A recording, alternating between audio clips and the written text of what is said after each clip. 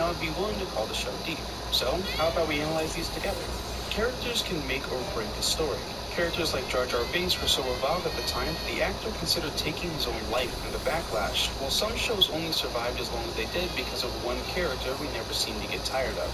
Now, before we ask the question, are they complex, we need to ask, are the characters in Rick and Morty good? Yes, undoubtedly. The relationship between Rick and Morty literally carries the series on its back.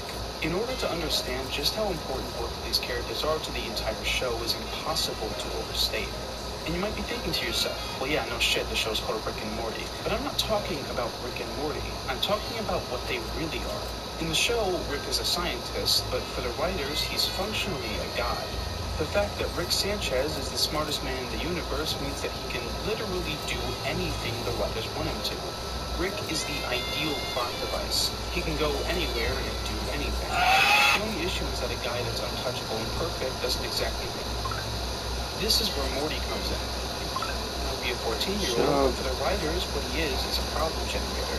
Not that I think about it, that is basically the same thing, but hear me out here. Because Rick will deal with every situation perfectly, Morty has to find some way to fuck it up. He could be a hostage, or take pity on something that's actually dangerous, or whatever else is needed. I don't think they could imagine a more perfect set of two main characters, and the writers of the show use it to its full effect. On a wider scale, the entire Smith family are absolute nightclub bangers of characters. Without the Smith family and their dynamics, the show wouldn't have an overarching plot at all. Almost, as Morty, every single one of them create problems for Rick to solve. However, are these characters complex? No. Rick Sanchez is a super genius who's terrified to express the fact that he cares about people, despite the majority of his decisions during episodes being done to save or help his family. And Morty is a 14-year-old who looks up to Rick and has a crush on Jessica. She rushed into as an idiot and idolizes her absentee father to her faults, etc. It's not like these characters have no depth whatsoever, but they don't need to be. Above all, Rick and Morty is a comedy show. It needs to be at least somewhat easy to understand in order for everyone to enjoy it. The most common thing I hear people talk about being deep in the show, however, are its themes. Quick explanation for those who have gotten one. A theme is a general concept or philosophy that a show uses the plot and characters to explore. It can be almost anything, but for Rick and Morty, the main theme is nihilism. In fact, this theme is so central to everything the show does that if they change the show title to Friedrich and Nietzsche, I wouldn't be surprised in the least. The concept of nihilism is really quite simple. Everything is meaningless and worthless as the fucking Dalai Lama who told Dark Void. However, where Rick and Morty fails is that even though nihilism is present everywhere, they say nothing about it. When you build in a theme, you can visualize it like every theme is a word on a piece of paper. So here it would be nihilism is. And as the show goes on, the plot starts to write further and further on what this concept means, how it applies to people, the problems with it, even if it's good or bad in general. A show that does this amazingly well is The Good Place. This show takes place in what's on the surface, an idealized system for the afterlife. But as things progress, the show subtly picks apart every single little problem with most major religions' preconceived notions of right, wrong, and how heaven and hell should work. It takes the theme of life after death and absolutely runs with it. Then, when you check back at Rick and Morty, 4 whole seasons down the drain, and they fell asleep during the essay. Despite 41 episodes absolutely fumigated with nihilism, the only thing they've written down in that paper is nihilism is nothing. It's honestly a little disappointing, because nihilism and its adjacent philosophies are really interesting to explore in such a wild, dynamic medium as animation. BoJack Horseman does an absolutely fantastic job exploring both nihilism and absurdism in a world filled with animal people and a truly disgusting amount of visual gags. I just really wish Rick and Morty would do the same. Anyways, disappointed by our side, let's move on to the final boss, the plot. Now, I don't think anyone would argue that the episode-to-episode plots are anything deep or meta. They're definitely entertaining and have some creative structures and clever twists, but it's basically just making fun of pop culture with extra steps most of the time. Where things get contentious is the overarching story of the show. Surely, with 41 episodes made and 10 more coming out right now, the plot of the show must have some depth to it, right? Well, let's look at what actually happens over the course of Rick and Morty. Season 1. The first important thing to note is that outside of some world building, all of these episodes have next to no relevance to the overall plot of the show. We start off with Rick suddenly appearing home after having left since around the time Morty was born. The whole mystery surrounding his past and Beth's mom haven't been revealed yet, so there's nothing to talk about right there. The first real wrinkle in the story appears in the episode's Rick Potion number 9 in 60 Minutes. Morty asks Rick for a love potion which quickly spreads to the entire world population, and Rick's attempt to fix it, he morphs everyone on Earth into Cronenberg-like monsters, permanently decimating their timeline. This is one of the only times in the show that something important and close to the characters is permanently changed. Even then, there's a separate Summer. In this Expedia members save on travel. Don't keep yourself in the dark like this guy. Lumen. Brilliant men's skincare solutions. In the dark when it comes to solutions for oily skin, breakouts, or dark circles under your eyes. Here's a brilliant solution from Lumen. The Class Act Bundle. Lumen makes guys' skincare easy. Hello Universe, Jerry is a successful actor and Beth is a rich doctor, and they both get sucked into this timeline that confirms all of their fears about their marriage. Summer is justifiably upset, blaming herself for all of her parents' misery, when Morty comes upstairs to comfort her. This is one of the strongest scenes in the show. Morty doesn't try to cheer up Summer or tell her that her parents truly love her. He points out his own grave in the backyard. His point is that nothing matters and we're all going to die. There's no real point in running away. It'd be better to just enjoy your life as it is and to let things be as they are. This is the closest the series ever gets to an actual message, because this argument turns from nihilism into something else. In his speech, he's either arguing absurdism, if nothing matters then live anyways, or existentialism. If the universe has no meaning, choose to make your own. Regardless, it works, and Summer and Morty leave the episode having bonded. Oh, and also it's shown in the alternate universe that Jerry and Beth never stop thinking about each other, implying that they'll be together in every universe no matter what. After a few more wacky and perhaps uncharacteristic adventures between Rick and Mortimer, episode 9 sets up a fan-favorite character. C-137 Rick gets falsely accused of murder by the Citadel of Ricks, and after escaping, discovers a Rick and Morty hiding in a pyramid of tortured Mortys designed to mask the brainwaves. Our Morty, after getting captured, manages to escape and free all the tortured Mortys, causing an uprising that results in evil Rick getting killed off. But the ending of the episode reveals that evil Rick was being controlled by someone, just as a certain Morty removes his eye patch, disappearing seamlessly into the crowd. And then, the final episode is essentially this. The only real thing it reveals is that our beloved Dub-Dub means Tammy and Dane, blah blah blah, who cares, and that Tammy and Rick are together. Now, I really didn't want to say this, but Season 2 has basically, there's some small bits, like Rick willingly sacrificing himself in the first episode, only for it to not matter, obviously. But it's all just nothing. Wacky adventures, you know? The only episode in Season 2 that means anything at all is the season finale, the wedding sculptures. Remember Tammy and Bert Person from a paragraph ago? They're getting married, and 17 of the Galactic Federation's most wanted are involved. Turns out, oh no, Tammy is an undercover agent, and a firefight breaks out with Rick and the family just barely escaped. With their home already swarmed by the Federation, Rick and the family hide on this tiny planet version of Earth as doubt starts to form in the family. Well, just in Jerry, really. Rick overhears a conversation where Jerry proposes turning him in to return to their normal life. But as Beth, Summer, and Morty talk about just how much Rick means to them, most notably how Beth doesn't want Rick to leave again, he decides to turn himself in. And as he gets sent to Galactic Prison, the rest of the family returns to talks Rick made over the course of Season 2. Rick reveals that this entire plan was to ultimately to shelve Jerry as the de facto man of the house as revenge for trying to turn him in. Have a real change in the family. Jerry and Beth have finally separated, and in terms of story depth, Season 3 is actually the best there is. Nearly every single episode has to do with how each family member reacts to the divorce and how they reconcile it. Only 3 episodes lack real character development, with one still being important anyways. We're gonna have to charge through these pretty quickly, so I'll be sparing some details. Fresh off the divorce, Rick, Summer, and Morty go on a long-term adventure in a Mad Max universe where Rick spots a valuable isotope with the gang of Deathstalkers. They join in with the civilization to steal it, only for Summer to fall in love with one of the stalkers and decide to stay there. Rick tries to carry out his plan, but seeing Summer happy, chooses to stay and help use the isotope as a power source to advance the Deathstalkers. As living there starts to feel more and more like home, Summer starts to resent her new life and chooses to go back and help Morty. The episode ends with Summer being kinder to Dad and Morty understanding that he needs to live his own life. Pickle Rick is Pickle Rick, and I don't want to talk about this fucking episode. Basically, all it shows is that Beth is still far too attached to her father, abandoning therapy just because he doesn't approve of it.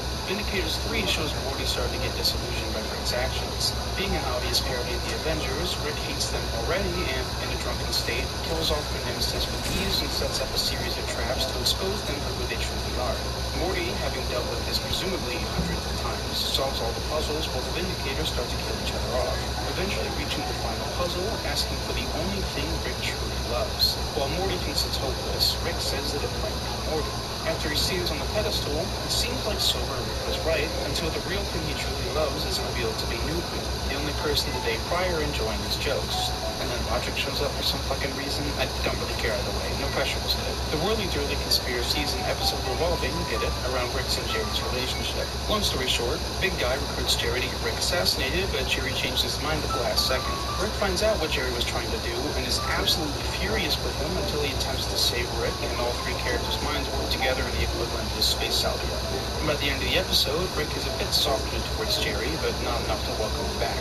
As I said, episodes 6 and 8 have no specific value, but episode 7, the Rick Mantis mix-up, brings back evil Morty. A strangely confident Morty enters into the presidential race, being mocked by everyone and told to quit. He very quickly turns things around in the first debate, and by the end of the election, wins by a landslide. Once he enters the presidency, he is greeted by the shadow casual Ricks, who intend to use him as a puppet.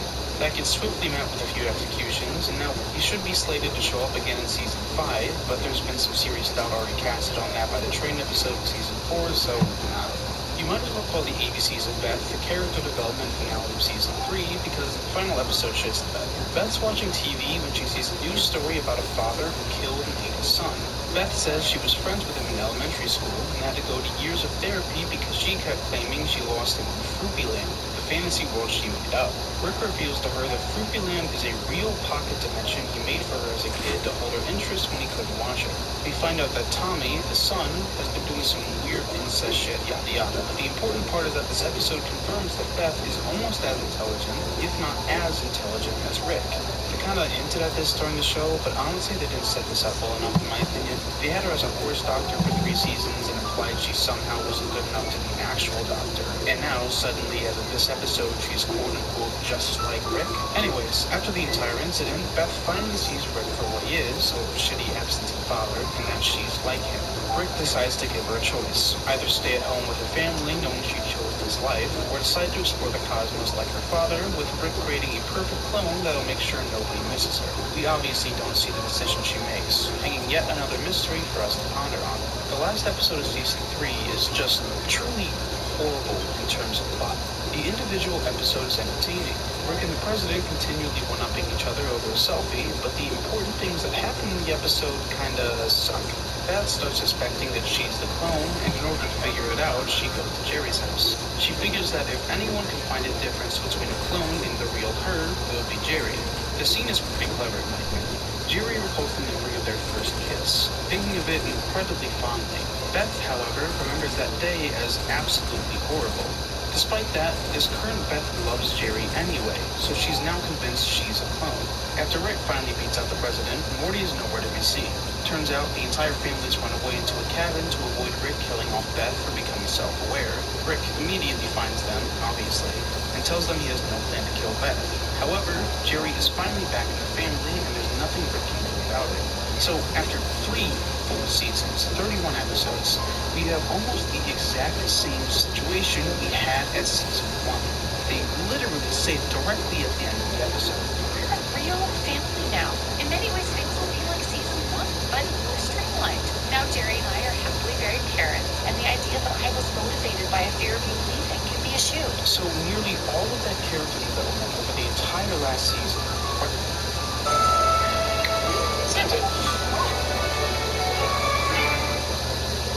Here's why people are calling this the Tesla of walls. It's 2023, and that means it's time to leave the past in the past and upgrade to a more modern wall. Each Ridge wall is crafted with quality care and comes with a lifetime guarantee. This airtight attachment is a game changer. Gone are the days of misplacing your wallet, because with this accessory strapped to your wallet, you'll know where it's at always. With millions of wallets sold and over 80,000 happy customers, it's literally a classic. It comes in over 30 colors and styles, and filled with only the when they were finally doing it So now we finally reach season 4. For the first 7 No, what are you doing? episodes, there is nothing. Absolutely nothing. In fact, only episodes 8 and 10 are worth any mention at all, and really only 10 if I'm being honest here. Episode 8 is the famed Vat of Acid episode, but I've actually here a bit. So when the Emmys for 2020 came out, the candidates for Primetime Emmy Award for Outstanding Animated Program were between the Vat of Acid episode, BoJack Horseman, The View from Halfway Down, and 3 other shows I don't care about. Now, the Vat of Acid episode is a really solid episode. Extremely funny, decent montage, way over the top, on and on. Really good episode. However, The View from Halfway Down is the single greatest episode of any animated series I have ever fucking seen. It is one of the best finales to any show I have ever seen. The incredible amount of symbolism, perfect writing, and downright existentially terrifying themes wrap up the show in the prettiest bow you could imagine. The Vat of Acid episode. I am still angry about this. The only real value the Vat of Acid episode presents to us is both the anger and resentment Rick starts to feel after his control over the family starts slipping, as well as Morty's slowly growing resentment towards Rick. The only real episode in season 4 is the final one, which, to its credit, changes a lot of things up. In Star Mort, Rick Turn of the Jerry, real creative title, it's confirmed that there is, in fact, a second Bat. After getting injured in the rebellion against the new and improved Galactic Federation, she discovers a chip in her neck placed there by Rick, believing it's a proximity bomb. She returns to Earth to kill Rick, only to be told that the chip to transfer clone Bat's memories to her. The Federation arrives on Earth to hunt down rebel Bats, so Rick needs to find normal Bat to save her from being captured and killed. Tammy busts into family therapy, and after both Bats get captured simultaneously, gets unceremoniously killed off. A bunch of fighting shit happens, actually a really cool fight scene to be honest. Phoenix person is defeated and everyone is free. Then afterwards, everyone acts really fucking curt with Rick for no reason. Well, both Bats have a he didn't even know, and finally says to himself that he's a shit father. And season 4 ends with him all alone. By the end of season 4, a good amount of things have changed. Morty and Summer are a lot closer, but in reality, this wasn't a season. It was one episode, and considering the show's track record, it won't stay like this for long. If you sum up every single important episode of the series, the ones that have caused a permanent change that truly affects the show and still lasts to this day, you'll really just get 2. The episode where Rick makes the Beth clone, and the final episode of season 4. And if something happens that invalidates the whole Beth clone arc, it'll go straight back to 0. But that isn't surprising, because Rick and Morty isn't a show about change. Dan Harmon pretty famously uses a circle for storytelling. First, you need something, and then you cross a threshold. You search, and then you find that thing, and whether you like it or not, you take it and its consequences. You then return home, having changed. But that last one, having changed, can't happen in Rick and Morty. It's an animated sitcom, just like The Simpsons, as much as it doesn't want to be. You can never change Rick and Morty. You can never give it meaning, because that would mean that you would have to lose the show. BoJack Horseman was designed to end. Rick and Morty is not. And truly, that's okay. Not once in this video have I said that Rick and Morty is bad, and that's because it isn't. Not everything needs meaning, and honestly, it's fitting that a show about nihilism doesn't have meaning. And yet, despite that, it exists anyways. Rick and Morty will live for a long time, and then one day it'll die. It'll be canceled, and that'll be it. But it'll die having done its job, being an entertaining, funny, and occasionally smart show. But the indisputable truth is that Rick and Morty is not complex. Thank you, and have a nice day. Just look for the mobile exclusive tag on thousands of hotels. How many subscriptions are you paying for? Rocket Money finds sneaky or forgotten subscriptions and makes canceling them as easy as clicking a button. On average, Rocket Money users save over $720 a year. Here's how it works. Just open the app, go to the reoccurring tab, and here you can see all your reoccurring subscriptions. Tap on the subscription you want to cancel. Then tap cancel now, and you're done. Subscription canceled. No confusing websites, no auto-renew, no long hold times. Want to save up to $720 a year? Don't wait, get Rocket.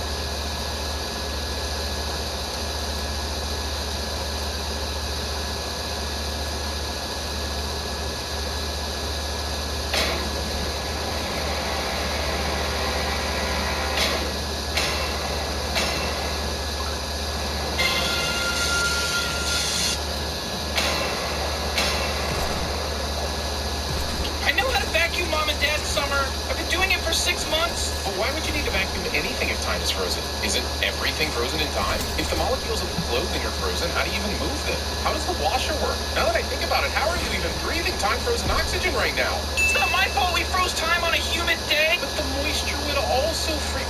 You know what? Let's just add 5 cents for the paradox of freezing time and move on, shall we? You have dropped so many balls, man. I mean, probably just 2. Although with the radiation, Rick is probably exposed 42 with all the dimension hopping. Could be more, I suppose. Put a shirt on your dumb dad. Let's keep this dumb universe rolling. But how did Morty get Jerry's arms through the sleeves? Sleeves just don't magically form around the arms when you throw a shirt on, no matter how many times you pray for it. When we pulled up, I could have sworn the house was completely trashed. Yeah, well, everyone in the family knows that Rick can do incredible things, so why don't you immediately think Rick must have stopped time and fixed the house before we walked in? I'm just gonna put it on the floor and kick it on over to you. Or you could toss Jerry the money so it doesn't look quite as awkward. I know Jerry's supposed to be dumb, but Beth isn't, and she's a doctor. There's no way she's not checking foreheads for temps or at the very least asking questions about this odd behavior. Whatever this is. Also, convenient machine that can let you know if there's been a split in time on the off chance you freeze time long enough for this to be a possibility is convenient. The two of you made us uncertain. What are you talking about? Exactly. What does that mean? Uncertainty is a pretty broad spectrum. For instance, if Morty was uncertain about a math equation or Summer was uncertain about what clothes she should wear for that day, would that cause a time rift? I get that Rick is an ass when it comes to explaining things, but if this issue of uncertainty is really that important, then maybe you should try a little harder or at least have a sheet with rules on it. Coldstone Creamery is the best. Marble slap creamery shaming. We have to tell the cops you were driving. Why would you have to tell the cops anything? Or even call the cops? You call the cops when you run over a skunk or a squirrel? I believe the saying goes, if the car will still steer, you're in the clear. And we've got about 4 hours to be in. What a very specific time frame you just happen to know for convenient engine building purposes. All right, since this time crystal exists in both possibilities, and since it's impossible that I didn't nail this. Vanity. It's definitely my favorite sin. Naming your animal hospital, Animal Hospital. Do cars not need license plates in this world? But how will people get into practice for removing tiny screws from rusted out holes? By using old credit cards as an impromptu and ineffective screwdriver. How, I ask you? Co-location or car hunting? Take your pick. I'm calling my lawyer. I hope for all our sakes you're as bad a surgeon as I am a hunter. This episode is an all-timer, and remembered mostly, rightfully so, for the time rift storyline. It should also be noted this B story is equally hilarious and engaging. All right, everything resolved? Everybody nice and certain about their position in my world? Yes. I'm not sure I understand why Morty is so let down here. Just a couple episodes ago, he discovered that Mortys are a figurative shield for all Ricks. I'm not saying he should be happy that Rick looks down on him, but he shouldn't be surprised by it. This time, be like Grandpa. You mean drunk? This is going to cause the Ricks to go out of sync, and then both Ricks are going to take that as a sign that the other Rick is trying to kill him. But earlier, Morty said something different from the other Morty, and then he said, Wait, who said that? so wouldn't they have heard the other Morty making a wisecrack about Rick? And wouldn't Rick know that it was the reason for the sync to go out of whack? Think about getting in the cupboards, but don't really. But Rick understands that all of the Ricks would be saying this, right? This show has made Rick really dumb over the last 30 seconds for the sake of moving the plot along. So for that, away we go. Beth pushes Jerry with bloody gloves, but there is no blood transfer to his clothing. And trust me, that stuff transfers. I mean, so I hear. I will reach into heaven and take your screaming deer soul back! The deer survives this.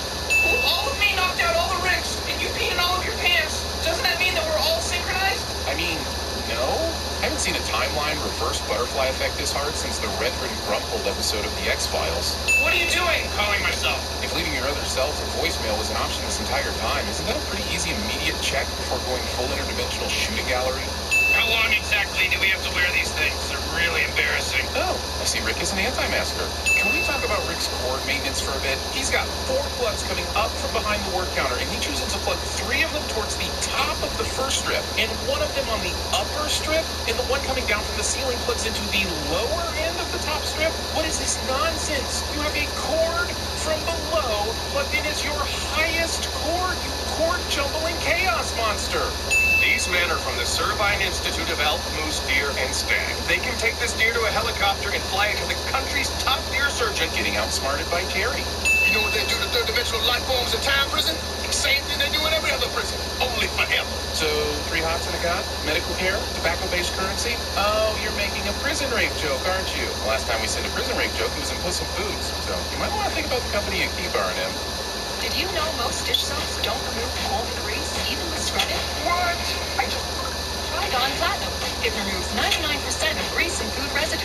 That's why Dawn is trusted to save wildlife affected by oil. Dawn Platinum cleans to the squeak.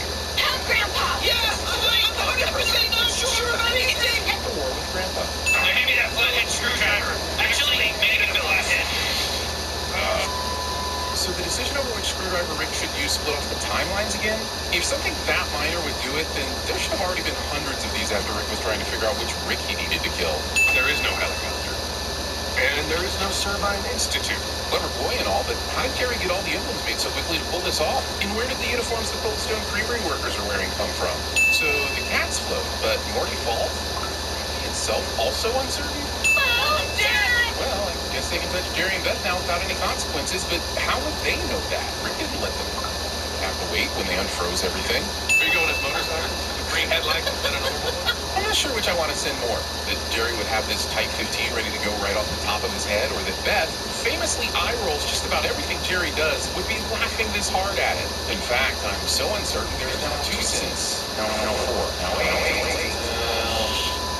We got some business to attend to a few light minutes south of here. Oh, you still use south in space? Oh, Jesus, Jerry, what the hell are you doing here? That's what the TV says, for one thing.